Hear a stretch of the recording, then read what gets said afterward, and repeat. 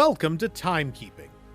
This show will attempt to chronicle year-by-year changes to the Walt Disney World Resort, from the excitement of a new ride opening to the minutiae of a store changing names. Join us as we celebrate 50 years of the vacation kingdom of the world. Cue the Fox fanfare music. That would be an appropriate start to 2019 for the Walt Disney Company. Not only did the year see the opening of Star Wars Galaxy's Edge at both the Walt Disney World and Disneyland resorts, but Disney purchased Fox for $71 billion on March 20th.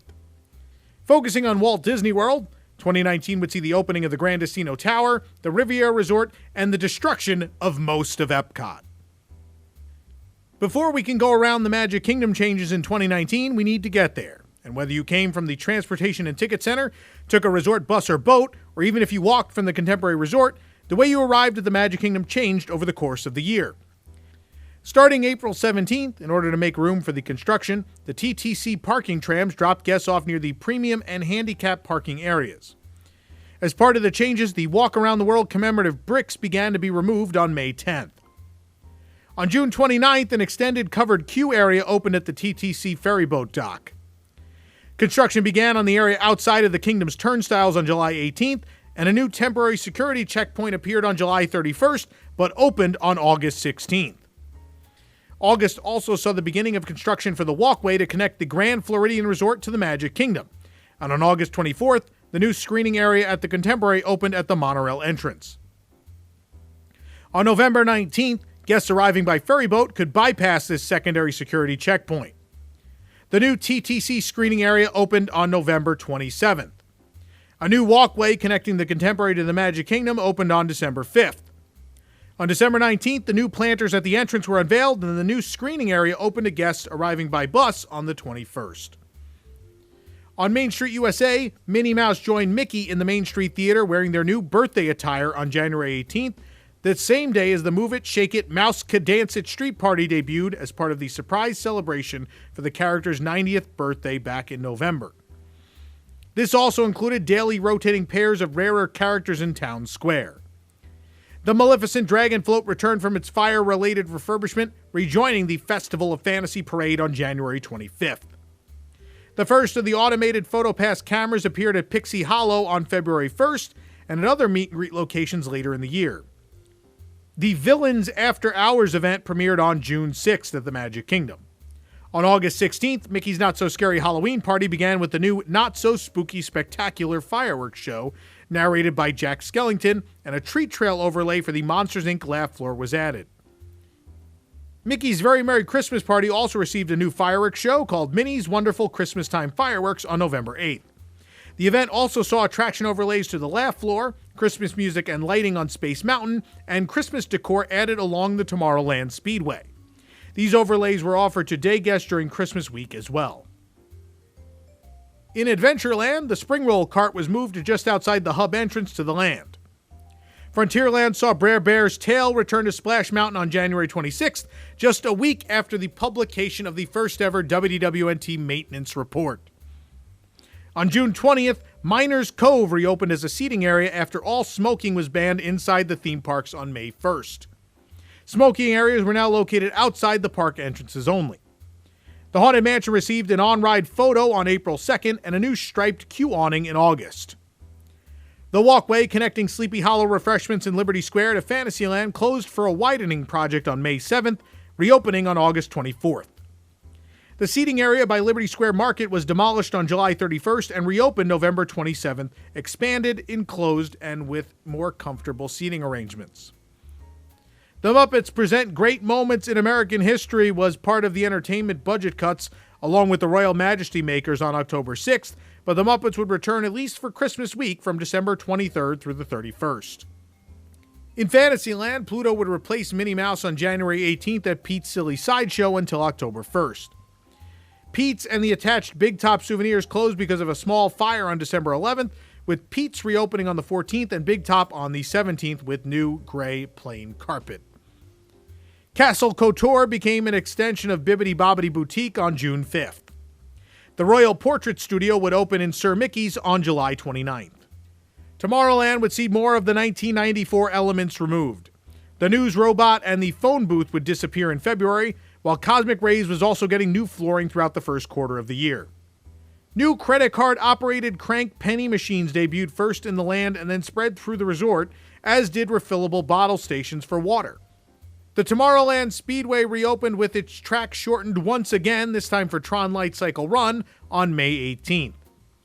New primarily orange and teal paint schemes appeared on the Merchant of Venus and surrounding buildings. The archway marquee on the bridge to Tomorrowland was removed on July 9th, and a new, more minimalist version appeared on September 17th, one that looks like a big cup holder. Charging stations were added to the Tomorrowland Light Power Company shop on September 9th, and a t-shirt design lab opened on December 3rd. Mickey Star Traders began refurbishment in October, with the Rocketeer Mickey signs removed on the 23rd. The Stitch mural was removed on November 2nd, replaced through December by silver wallpaper, and the store dropped the Mickey from the name on November 8th. November also saw the removal of the fins and post adornments along the People Mover track. EPCOT's entrance enhancements began on March 15th with the east side parking lot walkways rerouted, followed by a temporary tram rerouting. The International Gateway entrance was moved to its temporary location on April 15th, and the Gateway security checkpoint took over the boat dock in May. The new permanent International Gateway entrance opened on September 21st. Back at the main entrance, the new arrival area, security checkpoint, and parking tram station opened on October 24th, with the second phase of the separate pickup and drop-off points on December 16th. The International Gateway Guest Relations and Ticket window opened on November 27th, with the lobby opening on December 29th. In Future World, the closures began with the Spectaculab and Interventions on January 12th. Ralph and Vanellope von Schweetz moved to their new themed meet-and-greet location in the Imageworks on February 13th. Minnie's Garden Party operated at the Odyssey from May 1st through the 6th. The west section of Leave a Legacy closed on May 20th and the east side on August 6th. The Rose Walk, connecting the Imagination area with World Showcase Promenade, closed on June 4th. The Seas began to see decor upgrades with new carpet starting in July. New directional signage would appear in the building on October 11th, when new trim would begin to appear on the inside around the aquarium windows, also starting in October. Living with the Land received a new digital video in the barn seen on August 8th, and the Merry and Bright Nights Christmas decor debuted on November 22nd. The walkway behind Mouse Gear closed on August 12th and 15th, leaving only the path to Test Track open. On September 1st, the Mission Space Race pre-show element would reopen with only one-third of its former stations. Closures began in earnest with the Fountain View, the Character Spot, Club Cool, Colortopia, the original Fountain of Nations all having their last day on September 7th. The Character Spot characters were moved to the northern half of Interventions West temporarily the next day. The Camera Center closed on September 30th. More of Imageworks closed on November 9th for meet and greet space, while the new Mickey meet and greet space in the lobby of the Disney and Pixar Short Film Festival began on December 2nd. New style light poles began to appear in Future World on October 8th. Pin Central took over the old Camera Center on December 8th, leaving generic merchandise behind at its location. The Art of Disney closed on December 15th, opening at the Heritage House in the American Adventure on the 16th. Mouse Gear's remodeling began with the store still open by removing registers on December 18th. While the Rose Walk path had reopened in August for the Food and Wine Festival, the two new buildings, first the Promenade restrooms opening December 21st as a replacement for the Refreshment Port restrooms, which had closed in October, and the new Starbucks location, Travelers Cafe, would open on December 24th. On December 31st, the bypass connecting Spaceship Earth directly to the Seas area would open. The Odyssey would get a new paint scheme between August and September with a black roof, pink and blue sections, and a logo mural. It reopened as the EPCOT Experience on October 1st, an exhibit detailing all the announced projects coming to the park over the next few years. The model of the upcoming Festival Center was added on the 5th and a merchandise location on the 10th. The monorail spiel was changed at the same time to provide similar information. Moving into World Showcase, the Festival of the Arts had added hidden character drawings in the pavilions. A Miguel puppet joined Mariachi Cobre from March until September 26th with an encore performance for Dia de los Muertos. A new signature restaurant, Takumi-Tei, opened in Japan on July 5th. The Liberty Inn closed on July 8th permanently. O Canada closed forever on August 1st. The Shanghai Disneyland exhibit in the China Pavilion received an update for Toy Story Land on August 7th. Pooh returned to Christopher Robin's bedroom at the back of the UK Pavilion on September 21st. Impressions de France closed temporarily on October 2nd. The Heritage House closed on October 7th. France saw trees removed from its fountain area on November 17th, and the pavement would be replaced starting December 9th. Anna and Elsa received their Frozen 2 outfits at the Royal Summer House on November 25th. Following a 20-year run, Illuminations Reflections of Earth ended the night of September 30th. Of course, we here at WDWNT threw a big party, including the entire creative team behind this legendary nighttime show. It was an event not to be missed. The temporary replacement EPCOT Forever began on October 1st. This new show was supposed to serve as a celebration of Epcot's history and featured iconic music from attractions such as Journey into Imagination, Spaceship Earth, Horizons, The Universe of Energy, Listen to the Land, Soarin', Magic Journeys, Making Memories, Kitchen Cabaret, The World of Motion, and of course classic entertainment offerings such as the Tapestry of Nations. It also featured a memorable celebration song in Celebrate the Future Hand in Hand from the Millennium event. For some reason, the end song was A Whole New World, which sort of indicated where the park was heading in the future with the inclusion of IPs. The show itself featured fireworks, lasers, and kites dragged around the lagoon by jet skis. Over at Disney's Hollywood Studios, as part of the larger entrance experience overhaul, they received some upgrades. The parking lots received new character names, BB-8, Mickey, Minnie, Olaf, Buzz, and Jessie on March 19th. That same day, the new bus loops would open. On May 14th, the new parking tram area and first section of the new security screening area would open, with the second part on August 7th. The park logo appeared on the checkpoints beginning on December 2nd. On January 1st, the tails of the Slinky Dog Dash roller coaster trains were removed and returned on February 27th. Municiberg took over the former Pixar Place on January 18th, and as part of an incredible celebration, the area now hosted meet and greets, a dance party, a scavenger hunt that never actually began, and the neighborhood bakery. Also on the 18th, the Monsters, Inc. meet and greet opened inside Walt Disney Presents. The Grand Avenue Disney Vacation Club booth entitled The Little Tokyo Travel Company opened on January 25th. On January 26th, the gates to Sunset Showcase were removed, and on February 8th, the Rock and Roller Coaster Fast Pass entrance was moved slightly to clear up the entrance. The Planet Hollywood Superstore closed forever on February 5th on Sunset Boulevard. The speeder bike photo op near Star Tours also was removed in February. In March, Walt Disney Presents became the host to the Dumbo preview. On March 11th, the Muppet Vision building was painted over, with further painting to the building as well as the former Great Movie Ride building coming over the summer to improve the Galaxy's Edge sightlines. Lightning McQueen's Racing Academy opened in Sunset Showcase on March 31st. The show features an impressive audio animatronic Lightning McQueen demonstrating his high-tech training simulator before Chick Hicks interrupts. Outside the building, the Cruz Ramirez and DJ's Ready Set Party Time opened the same day. The latter ended as part of the entertainment cuts on October 6th. The live-action Aladdin preview moved into Walt Disney Presents on April 20th, and Fancy Nancy replaced Sophia the First meet and greet outside of Disney Junior on April 29th. The Wonderful World of Animation projection show began on May 1st. Mickey's of Hollywood closed for refurbishment on May 14th. The ABC commissary opened with a remodeled interior on May 25th and began a dinner reservation system a week later. Also in May, props from Solo: A Star Wars Story were replaced with more general series models in Star Wars Launch Bay.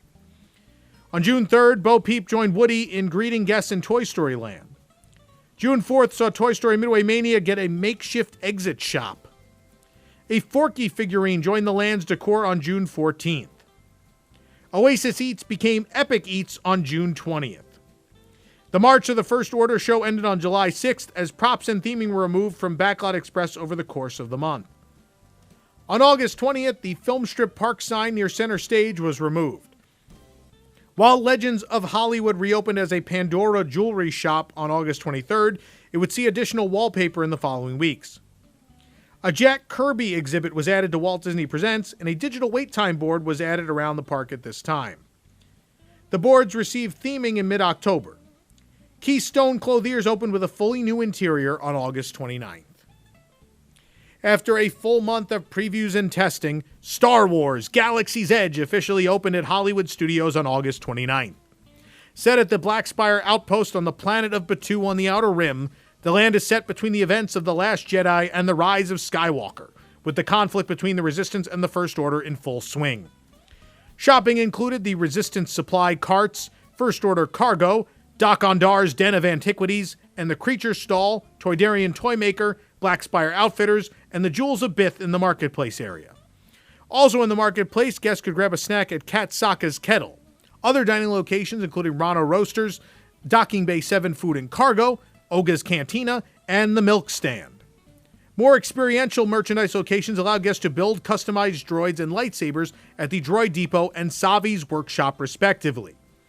Guests could also explore the land using the Datapad app to play games and earn reputation and credits, pass full-scale replica ships such as the Millennium Falcon and a TIE Echelon, as well as interact with the Resistance and First Order characters on a limited basis. The only attraction available on opening day was Millennium Falcon's Smuggler's Run. Guests are greeted by an animatronic Hondo Onaka and recruited to fly a mission on the borrowed Falcon to steal coaxium from the First Order. They then board a replica of the ship's lounge area while they were divided into teams of 6 and assigned positions for each of the simulated flight: pilot, gunner, or engineer. Each position would have to complete tasks, though other than pilot, the tasks essentially amounted to button smashing. After the flight in the simulator was over, guests would be assigned a rank and as well a amount of credits they had earned, which in theory would show up in their Play app later. The main attraction for the land, Star Wars Rise of the Resistance, would open on December 5th after many delays. Here, guests are recruited to join the Resistance and be flown off planet to another base. They first encounter a pre-show with Rey and BB-8 before boarding a shuttle piloted by the Mon Calamari Lieutenant Beck. The shuttle is intercepted by First Order, and guests are disembarked onto a Star Destroyer for questioning by Kylo Ren. Finn breaks the guests out, and they are taken by a droid-piloted transport vehicle through the ship. Along the way, they encounter stormtroopers, AT-ATs, and Ren before boarding an escape pod and crashing back to Batuu. On September 1st, a shaded queue was added to Slinky Dog Dash after 2 hot summers, with the addition being completed on November 6th. Mickey's of Hollywood reopened with a whole new interior on September 25th. On September 27th, Maleficent Mistress of Evil preview began at Walt Disney Presents. October saw new color schemes around the Animation Courtyard and its archway with the park logo sign being removed on October 28th and replaced with the new logo on November 4th. Frozen 2 previews began in Walt Disney Presents on November 5th. The public Waterworks restroom opened near Baseline Tap House on November 28th. Walt Disney Presents would house a Descendants 2 prop installation and as well animation maquettes starting on December 10th. The Rise of Skywalker would take over Star Tours on December 20th, adding segments for both Kef Bir and Exegol and a transmission from Lando Calrissian, as well as adding an exhibit to the launch bay. Animal Kingdom would not be left out of the entrance modifications. Work on the tram loop began on May 16th. A new parking lot walkway opened on October 28th. Inside the park, some animal ambassadors were added to make up for the closure of Planet Watch starting in January. January 18th saw the addition of the Hakuna Matata Dance Party. A walk-around character of Kevin, the large bird from Up, began appearing on February 11th, to much praise. The Bollywood Beats performances began on March 3rd. The new and improved OtterBox-sponsored Otter Grotto finally opened on April 18th. May saw parts of the berm between Pandora and Harambe removed for the Harambe House Club 33 building, which would finish its exterior by the end of the year. A Lion King segment was added to the Tree of Life Awakenings on May 23rd, the same night the new version of Rivers of Light, We Are One, would premiere. The new version added animated animal characters in order to appear more Disney and an attempt to fix the show's problems. Spoiler alert, it didn't work. Rafiki's Planet Watch reopened surprisingly on July 11th, now hosting the Animation Experience, teaching guests to draw animal characters. The Circle of Flavors Harambe at Night event had its debut on July 24th. A third version of Up, A Great Bird Adventure would premiere on September 30th, replacing the local host with a bumbling wilderness explorer's troop leader. The entertainment cuts hit Animal Kingdom with the end of the Dino-riffic dance party on September 23rd, and the amazing Burradika having its last performance on October 13th. After an extended, unannounced downtime, Primeval Whirl returned as a seasonal attraction on October 4th. On November 8th, the holiday entertainment of the Merry Menagerie Puppets, a holiday segment for Awakenings, debuted. December 9th saw the opening of a new permanent stage area for Winged Encounters in front of the Tree of Life. Avatar Flight of Passage received mid-queue restrooms after reports of guests relieving themselves in the middle of the multi-hour line on December 16th. Over at Disney Springs in January, the Spunky Stork moved into its own storefront and the Art of Greg McCullough closed. The latter was replaced by the Art Corner in February. Sublime closed on February 25th. Planet Hollywood debuted an interactive robot, Plex, on March 12th. Haleo and Pepe opened on March 17th on the west side. Love Pop also opened a kiosk in front of Paddlefish in March, while a mac and cheese food truck was added to the west side on March 29th. April 11th brought a new ticket center opening in the Landing, and the Grapefruit Garage and Pedestrian Bridge opened on April 15th. Amazing Photos temporarily replaced Something Silver in April before closing on September 19th. Both Filthy Rich and the Trophy Room closed in May. Toy Story Drop opened a temporary demo kiosk in June. The Descend Dance Party began on the Marketplace stage in July, and Frontera Cocina opened a new patio. The NBA Experience would finally debut and open in that summer, replacing Disney Quest. Curl would close on August 15th, and Bongos was shuttered forever on August 18th. An Orange Bird mural appeared near Paddlefish in September. The AMC Dine-In Experience expanded to 10 screens on October 7th. Fit to Run would close their original location in November. A Disney Plus sign-up kiosk debuted with the service on November 12th. Ron John Surf Shop opened on November 14th, and the Spice and Tea Exchange opened in the former Marketplace Pantry location on November 20th. The Wonderground and Cherry Tree Lane locations would swap places in the Co-op in December, and Homecoming enclosed its patio on December 7th. Around the resort, Four Rivers announced it would be operating 2 locations at the Wide World of Sports arenas during events. On February 5th, the tennis courts and the pavilion near the Fantasia Gardens mini golf were walled off for the construction of the Swan Reserve, then referred to as the Cove, a joint venture between the Swan and the Dolphin. A 270-acre, 50-megawatt solar plant opened on the west side of the property on February 20th. River Country demolition began on March 12th to make way for Reflections, a lakeside lodge resort. That still hasn't happened. Paid cabanas were added to Stormalong Bay on March 17th. The Pixar Play Zone at the Contemporary closed on March 30th, reverting to a Game Zone arcade by April 8th. Captain Hook's Pirate Crew opened as the new child daycare experience on April 28th. Art of Animation's lobby began replacing the flooring in May. A new style of shuttle bus featuring large character decor, Wi-Fi, and USB charging began to appear in July. The Victory Way overpass on Osceola Parkway opened on July 16th. Beaches and Cream Soda Shop closed on August 26th and reopened, taking over former parts of Ariel's and the arcade on Christmas Eve. It operated a temporary location inside of Ariel's in the interim. A monorail lost power, forcing evacuations on the EPCOT line on September 19th, and on October 2nd, Monorail Green came online as the first with a remodeled interior. October also saw an expansion of vegan menus across the resort. Scat Cat's Club Cafe opened at French Quarter on October 1st, featuring live music Thursday through Mondays, taking over the former space of the Bomb Famille's table service restaurant. The All-Star Resort McDonald's closed for a remodeling on October 30th. November 13th saw the Wilderness Lodge Gingerbread Cabin premiere, intended to be an annual addition to the other resort displays. The Swan Lobby reopened after a multi-million-dollar remodel on November 19th. Mickey's Gift Station at the Transportation and Ticket Center would close on December 6th. At the Grand Floridian, General Porter's closed on April 4th, moving men's merchandise to Summer Lace. Meisner's closed on April 5th. The Grand Floridian Orchestra moved downstairs to the first floor on April 13th. The Grand Floridian's Bibbidi Bobbidi Boutique opened on August 6th, having displaced Ivy Trellis to the Sensa Spa. The Enchanted Rose Bar would open on October 4th, and the Grand Floridian Society Orchestra was again relocated, now to the front of the lobby on October 17th.